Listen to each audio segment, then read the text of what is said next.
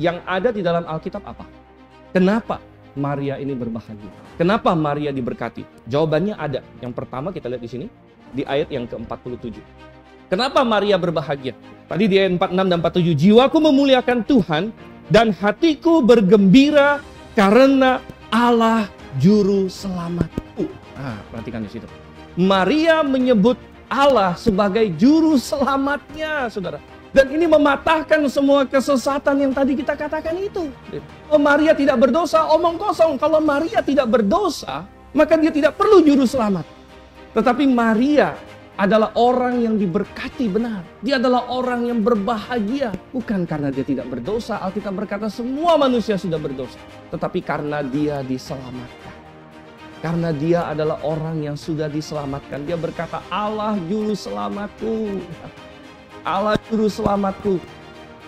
Memang dia dipakai oleh Tuhan untuk melahirkan juru selamat itu. Tapi dia membutuhkan juru selamat itu. Dia membutuhkan putra yang dia kandung, Yesus Kristus. Dia membutuhkan darah Yesus untuk menyucikan dirinya. Sama seperti kita semua. Karena semua manusia sudah berdosa. Kita sudah berdosa, sudah ngasam Tuhan. Orang yang terbaik pun sudah berdosa. Termasuk Maria sudah berdosa. Tidak ada orang yang tidak berdosa. Dan semuanya memerlukan juru selamat. Semua memerlukan juru selamat. Karena upah dosa ialah maut. Dan dosa tidak dapat diselesaikan dengan amal. Dosa tidak dapat diselesaikan dengan perbuatan baik. Dosa tidak bisa diselesaikan dengan ritual-ritual agama. Dengan berlutut, berdoa, dengan tasbih. Doa apalah terserah, doa rosario. Doa yang lain-lain, doa puasa. Doa apa tidak bisa menyelamatkan kamu. Baptisan tidak bisa menyelamatkan kamu. Rajin-rajin ke gereja tidak bisa menyelamatkan kamu. Saudara, karena upah dosa ialah maut. Sehingga satu-satunya cara adalah harus ada juru selamat yang rela mati bagi kamu, rela mengalami maut bagi kamu sehingga dia mengambil alih posisi kamu. Dan itulah luar biasanya bahwa Maria dipakai oleh Tuhan untuk mendatangkan juru selamat itu. Juru selamat itu adalah Yesus Kristus. Dan juru selamat itu mati di kayu salib. Setelah hidup kudus, dia mati di kayu salib. Dan ketika dia mati di kayu salib, dia sedang menanggung dosa seluruh dunia. Sehingga setiap orang yang mau bertobat dan percaya kepadanya, dia bisa diselamatkan. Dia mendapat hidup yang kekal. Dia berganti posisi. Kebenaran Yesus menjadi milik dia. Dan dosanya ditanggungkan kepada Yesus Kristus. Oh saudara. Dan Maria diberkati karena dia adalah orang yang diselamatkan. Coba kita buka satu ayat, saudara. 1 Timotius pasal 2. 1 Timotius pasal 2. Saya akan baca dari ayat 3 sampai dengan ayat yang kelima. 1 Timotius 2 ayat 3 sampai dengan ayat yang kelima. Dikatakan di sini, itulah yang baik dan berkenan kepada Allah juru selamat kita. Nah, sama ya. Tadi Maria bilang Allah juru selamatku. Sini bilang Allah juru selamat kita. Lalu bagaimana caranya Allah menyelamatkan? Yang menghendaki supaya semua orang diselamatkan dan beroleh pengetahuan akan kebenaran. Sebab Allah itu Esa. Esa berarti satu.